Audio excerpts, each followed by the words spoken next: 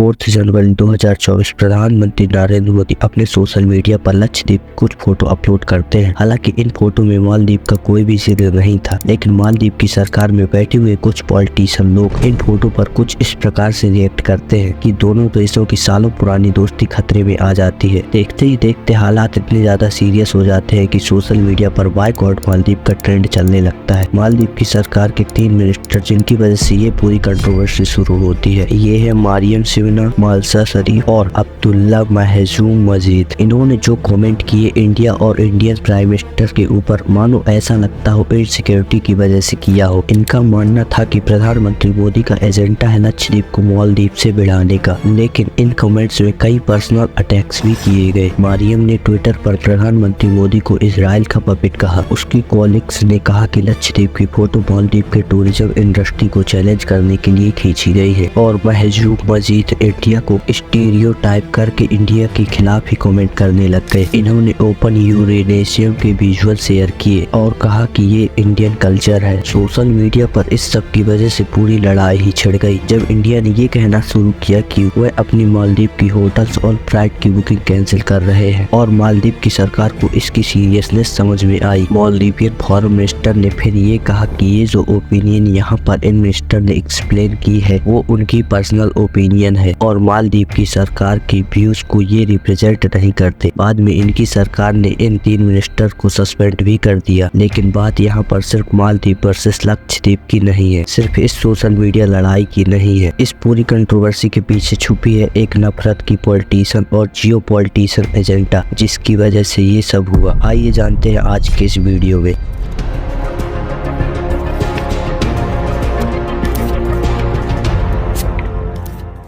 मुझे लगता है दोस्तों आप सब लोगों को ये तो पता ही होगा कि मालदीव एक छोटा सा शहर है। इस पूरी कंट्री की टोटल पॉपुलेशन सिर्फ 5 लाख लोगों के अराउंड है। ये देश काफी सारे आइलैंड से मिलकर के बना हुआ है। 1000 से ज्यादा आइलैंड्स है, लेकिन 1000 से ज्यादा आइलैंड में सिर्फ 200 के करीब आइलैंड ही इनहेबिट है जहाँ पर लोग रहते हैं। लेकिन इन 200 में से 150 से ज्यादा आइलैंड रिजॉर्ट आइलैंड है जो बेचे जा चुके हैं प्राइवेट कंपनियों को, और इन कंपनियों ने अपने बड़े बड़े रिजॉर्ट खोल रखे हैं। ये पूरा देश टूरिज्म पर काफी ज्यादा डिपेंड करता है। 28% मालदीव की जीडीपी टूरिज्म पर डिपेंड करता है और 90% सरकार के पास जो टैक्स का रेवेन्यू आ रहा है वो इम्पोर्ट ड्यूटीज और टूरिज्म रिलेटेड टैक्स से आता है। और एक इंटरेस्टिंग बात, इंडिया नंबर 1 देश है अगर मालदीव में आने वाले टूरिस्ट की संख्या देखें तो 2023 में 2 लाख से ज्यादा इंडियन टूरिस्ट मालदीव घूमने गए। टोटल में 17.5 लाख टूरिस्ट इस साल मालदीव घूमने आए थे। तो आप इमेजिन कर सकते हैं कि 5 लाख की पॉपुलेशन के देश में 17.5 लाख से ज्यादा टूरिस्ट आ रहे हैं एक साल में घूमने के लिए। लेकिन इंडिया और मालदीव का रिश्ता टूरिज्म से कहीं ज्यादा और गहरा है। सालों से इंडिया और मालदीव एक दूसरे के स्ट्रेटेजिक एलाइज भी रहे हैं और दोनों देशों के बीच मिलिट्री कोऑपरेशन भी देखने को मिला है। इंडिया ने सागर जैसे इनिशिएटिव में भी स्पेशल रोल निभाया है। सागर का फुल फॉर्म है security and growth for all in the reason.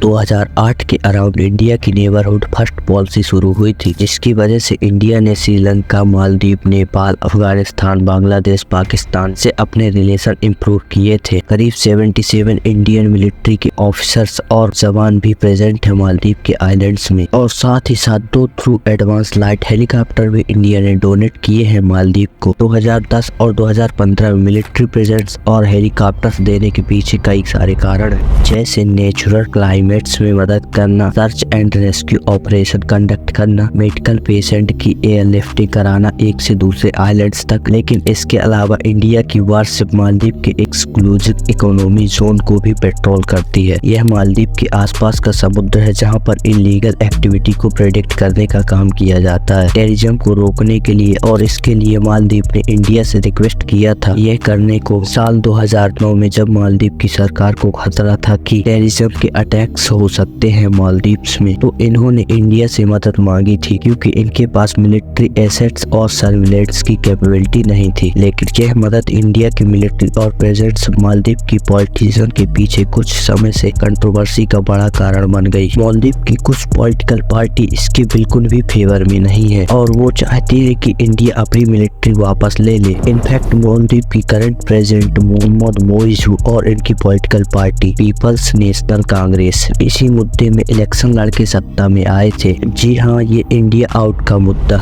ये समझने के लिए हमें मालदीव की पॉलिटिशियन को समझना होगा। बात कुछ ऐसी है कि इनका देश करीब 30 सालों तक डिक्टेटरशिप के अंडर रहता है। ये सिर्फ साल 2008 में था कि एक नया कॉन्स्टिट्यूशन एस्टेब्लिश किया गया और एक मल्टी पार्टी डेमोक्रेसी सिस्टम आया इनके देश में। उस साल 2008 में जब इलेक्शन कंडक्ट करवाई गई, उसमें जीत हुई मालदीवियन डेमोक्रेटिक पार्टी की, जिसे शॉर्ट में कह सकते हैं MDP, और इसके नए प्रेसिडेंट बनते हैं मोहम्मद नशीद। ये अपने आप में पहले 4 सालों में काफी सक्सेसफुल प्रेसिडेंट रहे थे। क्लाइमेट चेंज जैसे मुद्दे पर अवेयरनेस फैलाई, मालदीव के पूरे देश को कार्बन न्यूट्रल बनाने की प्लेस करी और इनकी फॉरेन पॉलिसी इंडिया फर्स्ट की थी। इनके टाइम के दौरान इंडिया और मालदीव एक दूसरे के करीब आए और जैसा मैंने बताया 2009 में इन्हीं के कहने पर इंडिया ने मिलिट्री और इक्विपमेंट डोनेट किए मालदीव को। लेकिन 2012 में एक पॉलिटिकल क्राइसिस देखने को मिलता है मालदीव में और अगले साल जब 2013 में नई इलेक्शन होती है तो एक नई पार्टी सत्ता में आती है, progressive party of Maldives PPM। एक नए प्रेसिडेंट बनते हैं अब्दुल यमीन अब्दुल गयूम और पार्टी बदलते ही देश की फॉरेन पॉलिसी बदलती है। यह पार्टी इंडिया के काफी खिलाफ थी। 2016 में इनकी सरकार ये भी कहती है कि ये जो हेलीकॉप्टर आपने हमें डोनेट किए हैं ये आप वापस ले लो। इंडिया से दूर होकर यमीन की सरकार चाइना के ज्यादा पास आती है। चाइनीज कंपनी को बड़े बड़े इंफ्रास्ट्रक्चर प्रोजेक्ट से कॉन्ट्रैक्ट दिए जाते हैं मालदीव्स के आइलैंड्स पर और इसी बीच मालदीव चाइना के बेल्ट एंड रोड इनिशिएटिव का भी हिस्सा बन जाता है। ये एक ऐसा इनिशिएटिव जिसमें चाइना अपने बड़े बड़े इंफ्रास्ट्रक्चर प्रोजेक्ट में अपना पैसा इन्वेस्ट करना चाहता है। दुनिया के अलग अलग देशों में सड़कें, रेलवे और पोर्ट्स बनाते हुए एशिया, अफ्रीका और यूरोप में अपना इन्फ्लुएंस बढ़ाने के लिए। ज्यादातर चाइनीज कॉन्ट्रैक्ट्स की जो लॉन्ग टर्म्स थी वो काफी ज्यादा अनस्टेबल थी। इसी वजह से बहुत सारे देश चाइना के सामने कर्ज में डूबते हैं। मालदीव खुद 1.5 बिलियन डॉलर चाइना से बोरो करता है। इस समय के दौरान इस सरकार की वजह से इंडिया और मालदीव के रिलेशन कमजोर होते हैं। इंडिया की जो स्ट्रेटेजिक पोजीशन थी इस एरिया में वो भी कमजोर होने लगती है। लेकिन 2018 में जब अगली इलेक्शन होती है और एक बार फिर पार्टी बदलती है और देश की फॉरेन पॉलिसी बदलती है। 2018 में MDP पार्टी के इब्राहिम मोहम्मद सैली नए प्रेसिडेंट बनते हैं और सबसे पहला काम करते हैं जो कि इंडिया हेलीकॉप्टर को वापस भेजने का कहा गया था उसका कॉन्ट्रैक्ट एक्सटेंड कर देते हैं और कहते हैं कि नहीं, यही रखो उन हेलीकॉप्टर्स को। और एक बार फिर से इंडिया फर्स्ट स्ट्रेटजी अपनाई जाती है। इंडिया भी मदद करता है। मालदीवियन सरकार की billions of dollars India provide करता है मालदीव्स को ताकि जो कर्ज आया था पिछली सरकार में उससे बाहर निकाला जा सके देश को। कोविड पैंडेमिक आता है उसके दौरान भी इंडिया वैक्सीन प्रोवाइड करता है मालदीव्स को। ये भी ध्यान देना जरूरी है कि जब मालदीव में डेमोक्रेसी नहीं आई थी, जब 30 साल की डिक्टेटरशिप चल रही थी, उस समय भी इंडिया और मालदीव के रिलेशनशिप बहुत अच्छे हुआ करते थे। जैसे 1995 में इंडिया ने इंदिरा गांधी मेमोरियल हॉस्पिटल बनवाया मालदीव्स में। ये आज के दिन तक का पूरे देश का सबसे बड़ा हॉस्पिटल है। 2020 के समय वापस आते हैं तो इनकी नई MDP की सरकार इंडिया फर्स्ट के सेंटीमेंट को लेकर कुछ ज्यादा ही एंथुजियास्टिक थी। बहुत से बायोलेटिक एग्रीमेंट साइन किए जाते हैं इंडिया और मालदीव्स के बीच में। इस टाइम पर $500 मिलियन ग्रांट इंडिया देता है मैरीटाइम एक्टिविटी के लिए। $800 मिलियन की एक लाइफ ऑफ क्रेडिट दी जाती है export import bank of India के द्वारा। लेकिन इस इंडिया फर्स्ट प्रो अप्रोच की वजह से एक अंडरग्राउंड भी फैल रहा था पूरे देश में इंडिया आउट के सेंटीमेंट में।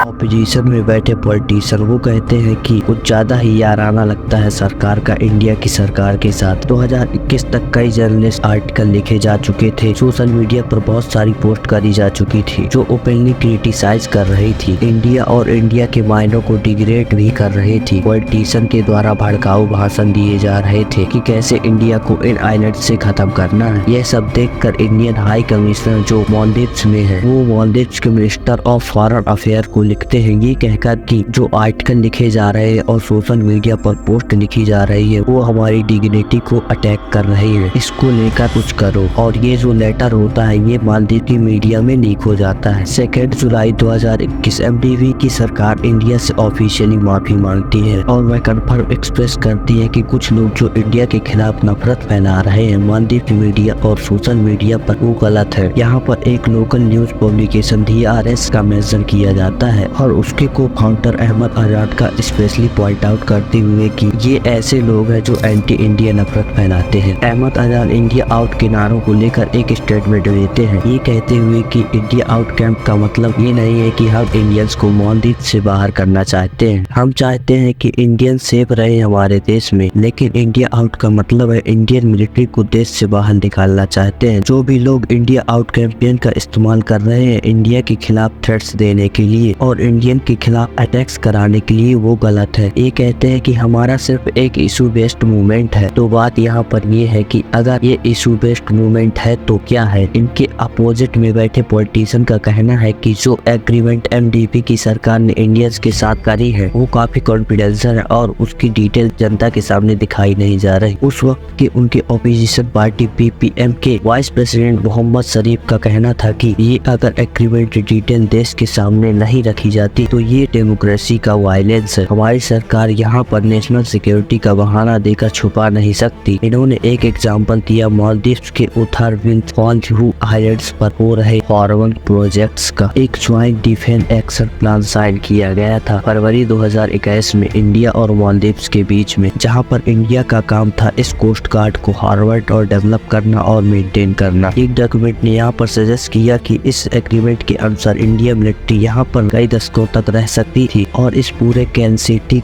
एक्सक्लूसिव राइट होते हैं उनके पास। तो कई मालदीवियन लोग इस बात को सुनकर जनरली काफी ज्यादा नाराज थे। जो लोग इंडिया आउट के कैंपेन को सपोर्ट नहीं भी कर रहे थे वो भी लोग ओपोजिशन को सपोर्ट करने लगे और इसी की वजह से 2023 में जब अगली इलेक्शन बुलाई जाती है तो फिर से पार्टी पलटती है और इसकी पीपीएम पार्टी जो ओपोजिशन में बैठी थी वो फिर से सत्ता में आ जाती है। इस बार यह पीपीएम पार्टी और पार्टी पीएनसी के साथ अलाइनमेंट बनाकर पावर में आती है और जो मालदीव के नए प्रेसिडेंट बनते हैं मोहम्मद मोइजू, वो इस राइट्स विंग पार्टी पीएनसी के ही कैंडिडेट होते हैं। ये हुआ था 13 सितंबर 2023 को और यही पॉलिटिशियन पार्टी अपने पूरे इलेक्शन कैंपेन में इंडिया आउट के मुद्दे पर कर रही थी, आज पावर में है। समझने वाली बात ये भी है यहाँ पर कि अगर इसकी पिछली एमडीपी की सरकार ने थोड़ा डेस्परेसी दिखाई होती और एग्रीमेंट इतना कॉन्फिडेंशियल न रखा होता तो शायद ये इंडिया आउटकम का सेंटीमेंट कभी इतना बड़ा बनता ही नहीं और शायद यह पार्टी पलटती ही नहीं। लेकिन अब पीपीएम पार्टी पावर में आई तो यह इंडिया आउट के इस विचारधारा को और भी स्ट्रॉन्ग ले जाती है। पिछले बार के कंपैरिजन में इनके नए प्रेसिडेंट मोहम्मद मोइजू इलेक्शन जीतने के सिर्फ 4 दिन बाद खुलेआम ये बयान देते हैं कि मालदीव में मौजूद इंडियन फोर्सेस को देश छोड़कर जाना पड़ेगा। 17 नवंबर 2023 यह ऑफिशियल प्रेसिडेंट बनते हैं और एक हफ्ते बाद 23 नवंबर को ये इंडियन यूनियन मिनिस्टर देव रिजिजू से मिलते हैं और मिलकर ये फिर से वही बात कहते हैं कि इंडिया अपने सारे मिलिट्री पर्सनल को वापस ले ले मालदीव से। और इस बात के सिर्फ 1.5 महीने बाद की ही बात है, मोइजू ने मिनिस्टर्स ओपनली प्रधानमंत्री मोदी और इंडिया को गाली देने लग गए पब्लिक प्लेटफॉर्म पर। जब ऐसा हुआ तो मालदीव के जो पुरानी प्रेसिडेंट रहे थे और जो उनकी एमडीपी पार्टी है उसके पॉलिटिशियन ओपोजिशन इंडिया के फेवर में बात करते हैं। आज के दिन भी मोहम्मद नसीर और इब्राहिम मोहम्मद सैनी दोनों ने हेडफुल लैंग्वेज को कंडक्ट किया जो इंडिया के खिलाफ हुई है। ये सारी चीजें जानकर आप ये समझ सकते हैं दोस्तों की बात यहाँ पर लक्षद्वीप की तो कभी थी ही नहीं, बात हमेशा से यहाँ पर मालदीव के इंटरनल पॉलिटिकल की थी। ये इंडिया आउट का सेंटीमेंट कुछ मालदीवियन पॉलिटिशियन के लिए एक जरिया है अपने लोगों को भड़काने का और भड़काऊ भाषण देकर वोट इकट्ठा करने का। 2021 में जब एमडीपी की सरकार थी और इंडिया आउट के नारे लग रहे थे तब भी एमडीपी के एक मिनिस्टर अली अजीम ने कहा था कि ये एंटी इंडिया मूवमेंट इसलिए हो पा रही है क्योंकि कुछ लोगों को मजा आता है ये सब करने में। आज के दिन ये एक बहुत बड़ा उदाहरण है कि किस तरीके से नफरत भरी पॉलिटिशियन देश के लिए हानिकारक हो सकती है। ऐसी पॉलिटिशियन सिर्फ मालदीव में ही नहीं बल्कि दुनिया के हर देश में देखने को मिल जाएगी। अनफॉर्चुनेटली बस यह है कि बहुत सारे लोग बहक जाते हैं ऐसे नफरत भरे भाषणों से और डर से बिना कुछ जाने की क्या सच है। मालदीव की नई सरकार की फॉरेन पॉलिसी देखे तो एक बार फिर से चाइना की तरफ झुकती जा रही है। शायद ये सिर्फ वो इंसिडेंट की बात है कि ये कंट्रोवर्सी सिर्फ एक दिन पहले शुरू हुई थी मालदीव